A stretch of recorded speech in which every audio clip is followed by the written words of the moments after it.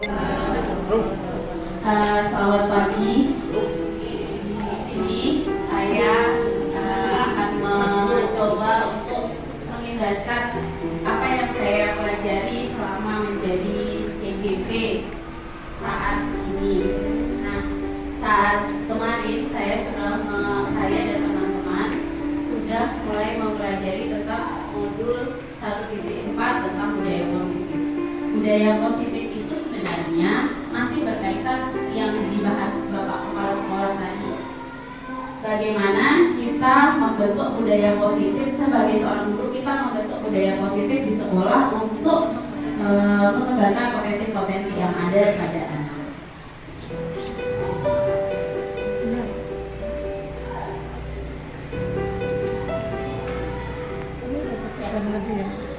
Seperti yang kita tahu, pada dasarnya tujuan pendidikan itu menurut Ki Hajar Dewantara adalah menuntun segala kodrat yang ada pada anak agar dapat berkembang dan bertumbuh serta mencapai kebahagiaan yang setinggi-tingginya baik sebagai masyarakat ataupun anggota masyarakat. Oleh sebab itu, maka sebagai guru kita sebaiknya atau perlu mengusahakan agar sekolah menjadi sebuah lingkungan yang menyenangkan, aman, nyaman untuk bertumbuh serta dapat menjaga, melindungi setiap murid dari hal-hal yang kurang bermanfaat atau bahkan mengganggu perkembangan potensi murid. Ini sekali lagi berkaitan dengan apa yang tadi Bapak katakan. Bagaimana kita menyusun sebagai seorang guru mencoba untuk menjadikan sekolah ini adalah lingkungan yang paling aman, lingkungan yang paling nyaman untuk mereka bertumbuh kembang, mengembangkan potensi-potensi yang ada pada diri mereka.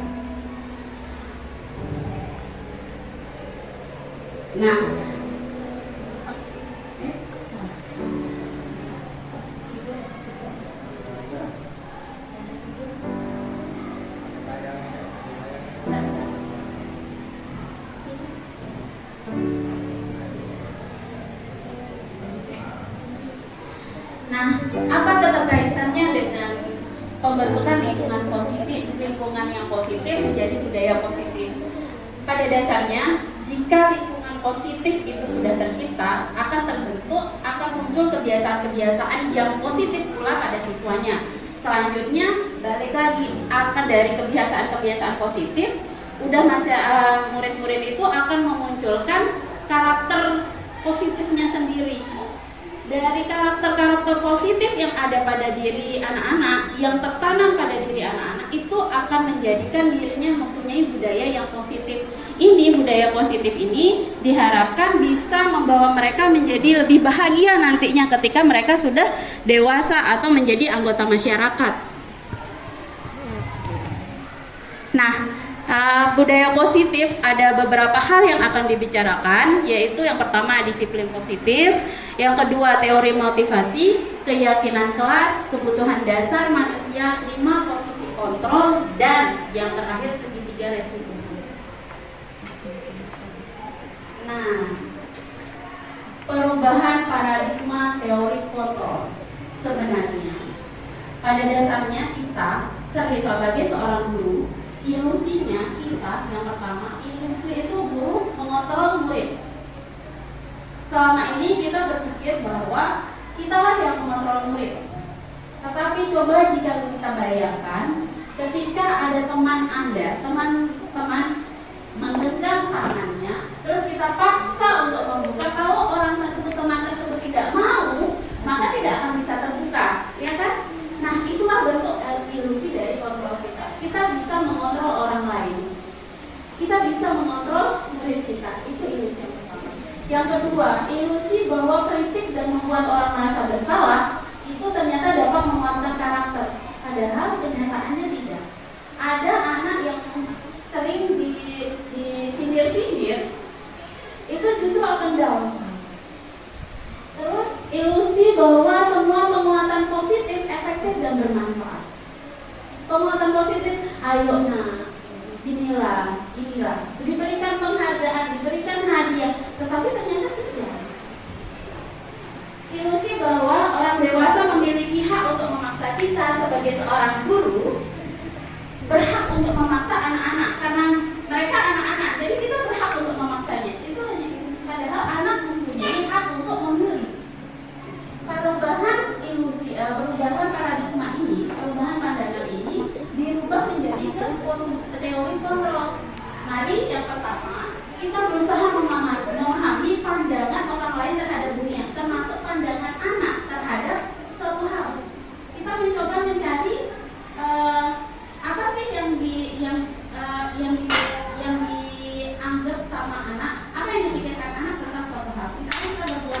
baik, berbuat jahat, apa yang menurut mereka, bagaimana pandangan mereka? Yang kedua, semua perilaku memiliki tujuan. Anak nakal, anak baik, anak yang misalnya tidak mengerjakan PR, anak yang mengganggu temannya, itu ternyata memiliki tujuan di belakang perbuatan mereka. Yang ketiga, hanya Anda yang bisa mengontrol diri Anda. Kembali lagi, perubahan pandangan bahwa orang lain tidak memiliki hak, tidak memiliki kekuatan untuk mengontrol orang lain kecuali diri sendiri. Anda yang terakhir, kolaborasi dan konsensus menciptakan pilihan-pilihan baru. Artinya kita sharing pendapat seperti ini, akan muncul, oh ini loh cara yang lebih baik, oh ini loh baiknya seperti ini. Kan setiap orang punya pandangan berbeda, berarti idenya juga berbeda pula. Disiplin positif. Apa sih sebenarnya disiplin itu? Disiplin, ayo siapa yang memahami, yang bisa mengungkapkan menurutnya disiplin itu seperti apa? Teman-teman ada yang mau berkomentar? Tepat waktu, taat aturan, terus apa lagi?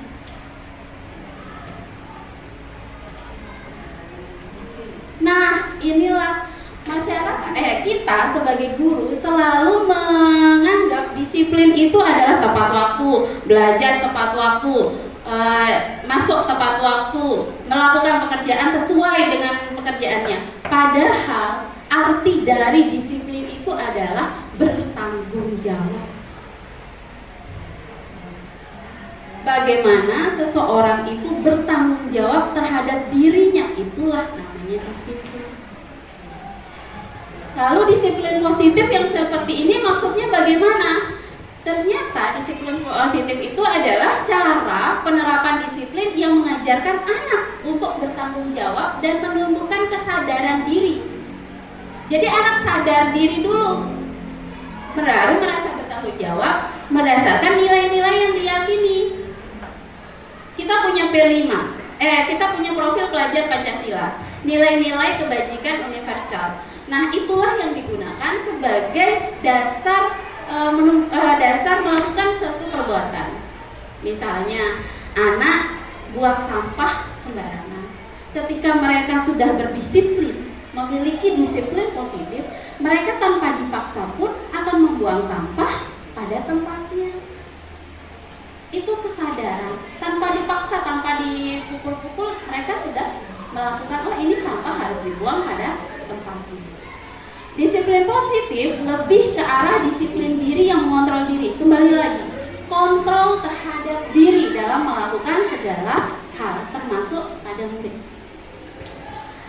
Yang ketiga, dapat membuat murid memahami dan menyadari berdasarkan motivasi internal, bukan akibat paksaan, pujian, dan hukuman.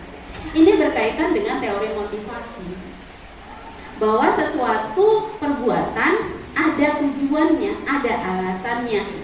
Nah, inilah disiplin positif ternyata dapat membuat murid memahami dan menyadari itu tanpa ada dari dirinya sendiri, dari motivasi diri sendiri, bukan paksaan orang lain.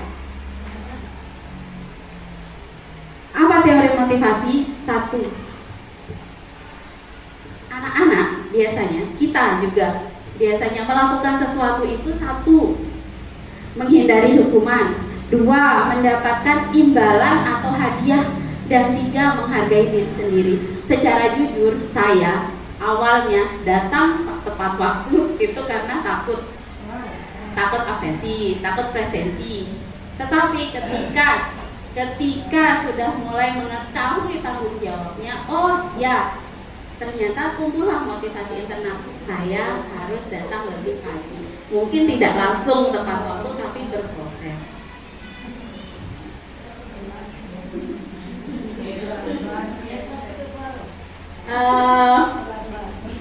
Hukuman oleh penghargaan. Nah, kita guru sering memberikan penghargaan berupa benda, berupa pujian. Wah, kamu bagus sekali nak. mendapatkan nilai yang tinggi, maka kamu akan mendapatkan hadiah. Ternyata di balik penghargaan yang terus-menerus itu bisa menjadi sebuah hukuman.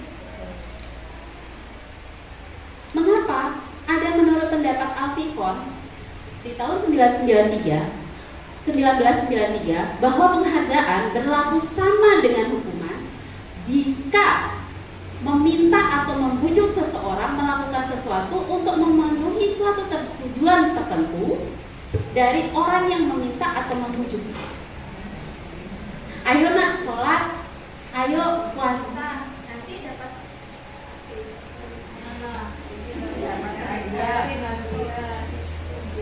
terus. Nanti dapat hadiah. Nah, kemarin kayak ada siswa kelas 8. Ayo belajar membaca. Nanti kamu akan ibu belikan HP, kata orang tuanya. Ternyata ini bisa membunuh siswa, membunuh karakter siswa. Mereka tidak berjuang untuk sesuatu. Ketika sudah mendapatkan, dapat HP, udah nggak mau lagi ngerjain itu. Kan saya sudah dapat HP. Lama-lama karakternya, kamu bekerja, saya bayar, ya kan? Sedangkan yang kita inginkan kesadaran diri dari anak bahwa tanpa ada imbalan maka harus tetap bekerja. Kemudian dampak dari penghargaan itu ternyata penghargaan mengurangi kualitas kerja. Terlalu sering dikasih penghargaan, saya kan sudah hebat. Biasanya kan manusia seperti itu. Saya kan udah hebat, ya udah, inilah saya. Sudah nggak mau berkembang lagi. Kita juga guru seperti itu. Nah, saya sudah menjadi PNS. Ya udah, apalagi yang mau dicari? Ngajar aja, tanpa memikirkan bagaimana kita mengajar, bagaimana kita memperhatikan murid-murid kita, ya kan? Nah, penghargaan mematikan kreativitas. Berdasarkan penelitian, ternyata pada studi kasus ada anak yang diberikan penghargaan, ada anak yang tidak. Ketika satu kelas diberikan penghargaan terus-terusan, kerjaan mereka, hasil bekerja mereka stagnan, tidak berkembang. Tetapi pada anak yang tidak terbiasa diberikan penghargaan, hanya diberikan pengakuan, maka mereka lebih mengembangkan diri. Kreativitasnya mereka lebih kuat. Penghargaan mengurangi motivasi intrinsik.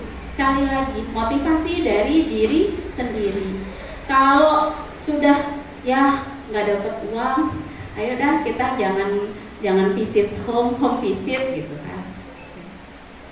Jangan deh ngurus anak, kan nggak ada uangnya.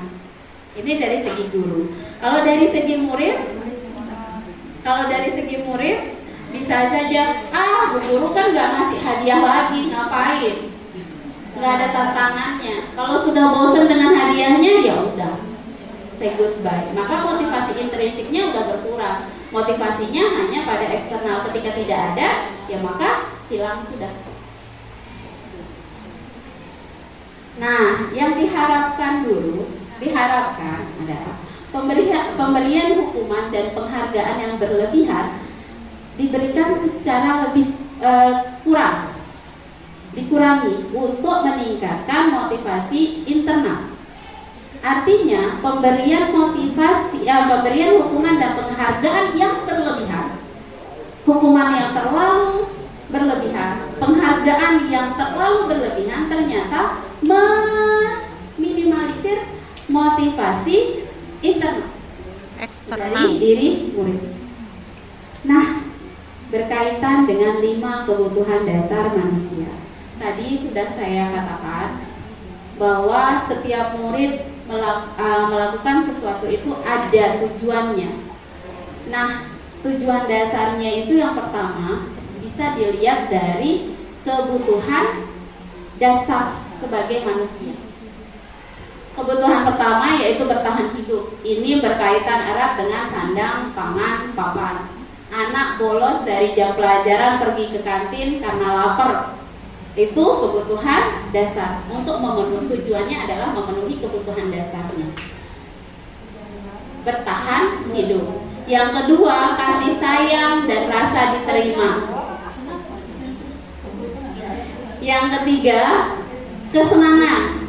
Dan keempat, penguasaan. Dan yang terakhir, kebebasan. Kasih sayang dan rasa diterima biasanya untuk memberikan rasa, biasanya perlakuannya seperti ini. Anak-anak bermain di kelas, mengambil kertas temannya, menganggap dirinya ini loh. Ketika ditanya kenapa kamu mengerjakan ini, tidak ada Bu. Ternyata setelah diselidiki, dia merasa temannya ini lebih unggul. Jadi saya tidak merasa diterima sama Bu Guru, tidak merasa disayang oleh Bu Guru. Jadi dia mengganggu temannya. Bisa jadi seperti itu. Kesenangan, main bola di kelas, terus coret-coret dinding, itu kesenangan. Mereka main bola, tapi kan kesadaran motivasi, kesadaran diri pada anak belum ada, belum tumbuh, karena motivasi internalnya belum ada, budaya positifnya belum tumbuh. Tapi di dalam kelas Bapak, 5 posisi kontrol kita sebagai guru ternyata memiliki 5, biasanya menjalani posisi kontrol itu ada 5. Yang pertama, sebagai penghukum, ketika anak berbuat salah, kita langsung memposisikan diri pada posisi penghukum. Ini ciri-cirinya. Ini ciri-cirinya: suaranya menggelegar, mata melotot, panas, dan hukuman bisa saja dilakukan secara berlebihan. Pembuat rasa bersalah, suaranya halus. Kamu kenapa nak? Nanti ibu dimarah kepala sekolah lagi. Ayo masuk sekolah. Yang ketiga, posisi teman. Posisi teman. Oke, tadi kamu kenapa telat? Telat bangun ya. Lain kali jangan seperti itu ya. Hai bro, hai guys. Hai guys. Bahasanya lebih cenderung ke menganggap murid adalah seorang teman. Dan yang keempat adalah sebagai pemantau. Ini suaranya lebih bukan lemah mendayu-dayu, tapi lebih tegas, tetapi tidak terlalu keras dengan penghukum. Hanya sebagai yang bersifat netral. Kamu melakukan kesalahan, maka silakan pergi ke ruang BK untuk diselesaikan. Itu salah satu posisi pemantau. Hanya melihat. Posisi yang terakhir sebagai manajer. Dari kelima posisi kontrol ini ternyata diharapkan jadi manajer. Sebagai manajer, tapi yang ditekankan pada saat pelatihan kemarin, kalau saya yang terbiasa pada posisi penghukum dan posisi pembuat rasa bersalah, mungkin saya akan diminta untuk berusaha menjadi sekedar pemantau dulu. Kalau manajer belum bisa tercapai, maka turunlah satu tingkat kepada posisi pemantau. Ketika pemantau tidak bisa tercapai, maka sebagai teman. Hanya sampai ini saja dulu. Dua posisi ini dikurangi. Tapi bukan berarti kita tidak bisa melakukan posisi ini semuanya, Bapak. Bisa saja kita bisa menjadi penghukum ketika anak sudah melakukan perbuatan yang melanggar aturan sekolah misalnya. Sudah masuk ke dalam posisi penghukum. Pembuat rasa bersalah juga pun seperti itu. Tetapi kalau masih kesalahannya masih dalam yang sederhana, masih bisa dalam manajer, pemantau ataupun segitiga restitusi. Tentunya ini kemarin gak asing, pernah dibahas juga sama teman-teman CGP yang sekarang sudah jadi guru penggerak, Bu Eis dan Pak Zainal. Segitiga restitusi. Restitusi adalah sebuah proses yang menciptakan kondisi bagi murid untuk memperbaiki kesalahan mereka, sehingga mereka bisa kembali pada kelompok mereka dengan karakter yang lebih kuat. Restitusi membantu murid menjadi lebih memiliki tujuan, disiplin positif, dan memulihkan dirinya setelah berbuat salah. Restitusi bukan menembus kesalahan, tetapi untuk belajar dari kesalahan. Ini adalah prinsip dari restitusi. Prinsipnya. Nah, tahapan segitiga restitusi dalam menghadapi permasalahan atau ketika menyelesaikan masalah. Yang pertama, menstabilkan identitas anak. Yang kedua, memvalidasi tindakan yang salah, menanyakan, dan yang terakhir menanyakan keyakinan. Nah, menstabilkan identitas tentunya dengan memberikan rasa nyaman dulu. Apa kabar? Tenangkan terlebih dahulu. Baru memvalidasi tindakan salah apa perbuatannya, bagaimana cara penyelesaiannya, dan menanyakan keyakinan. Ini berkaitan erat dengan profil pelajar Pancasila yang kita miliki. Nilai kebajikan yang dipegang oleh siswa tujuannya adalah profil pelajar Pancasila. Keyakinan kelas yang terakhir. Saya pegangkan. Keyakinan kelas. Dari tadi saya berbicara tentang disiplin positif. Awal dari disiplin positif sebenarnya strategi pertama yang bisa dilakukan terutama untuk guru-guru wali kelas, yaitu adalah menciptakan keyakinan kelas. Kalau siswa sudah yakin terhadap sesuatu, tentu dia akan melakukan hal yang diyakini. Keyakinan kelas itu seperti apa? Keyakinan kelas bersifat abstrak daripada peraturan. Keyakinan kelas berupa pernyataan-pernyataan universal, artinya diterima oleh semuanya, semua pihak tanpa terkecuali. Pernyataan keyakinan kelas senantiasa dibuat dalam bentuk positif. Tidak boleh bilang dilarang mencoret-coret tembok, dilarang ribut. Keyakinan kelas bersifat kalimat positif. Keyakinan kelas hendaknya tidak terlalu banyak, 5 sampai 6 cukup, agar keyakinan kelas itulah yang dipahami oleh siswa, yang didalami oleh siswa dan dilakukan. Kalau banyak-banyak, nanti takutnya siswa tidak melakukan. Semua warga kelas hendaknya ikut berkontribusi dalam pembuatan keyakinan kelas. Siswa diajak bekerja sama, berdiskusi untuk menyusun keyakinan kelas, dan keyakinan kelas dapat ditinjau kembali dari waktu ke waktu. Mengapa keyakinan kelas? Bukan peraturan kelas. Selama ini kita buat peraturan kelas. Nah, peraturan kelas biasanya dilarang bawa HP ke sekolah di kelas, dilarang ribut di kelas, dilarang bawa makanan di kelas, jangan makan sembarangan, jangan buang sampah sembarangan. Padahal biasanya anak-anak itu kalau melakukan sesuatu dilarang, dia akan semakin melakukan. Jangan main bola di kelas, mereka malah tambah melakukan. Maka rubahlah kalimatnya menjadi lebih positif. Bermain bola di lapangan.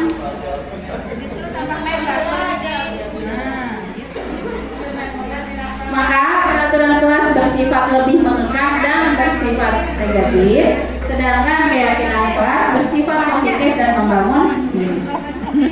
Langkah pembuatan keyakinan kelas: berdiskusi dengan murid mengenai peraturan kelas, mempositifkan kalimat peraturan kelas menjadi keyakinan kelas, mengubah kalimat positif ke dalam nilai-nilai kebajikan. Contohnya, peraturan kelas: dilarang mengganggu teman. Ketika pernyataan ini dipositifkan, maka bisa dijadikan menghargai sesama teman. Kalimat negatifnya dihilangkan. Nilai kebajikannya jika dikaitkan dengan nilai profil pelajar Pancasila, maka berkaitan dengan berkebinekaan global. Kalau dikaitkan dengan nilai kebajikan universal, maka akan berkaitan saja yang bisa saya sampaikan. Terima kasih atas perhatiannya. Assalamualaikum warahmatullahi wabarakatuh. Waalaikumsalam.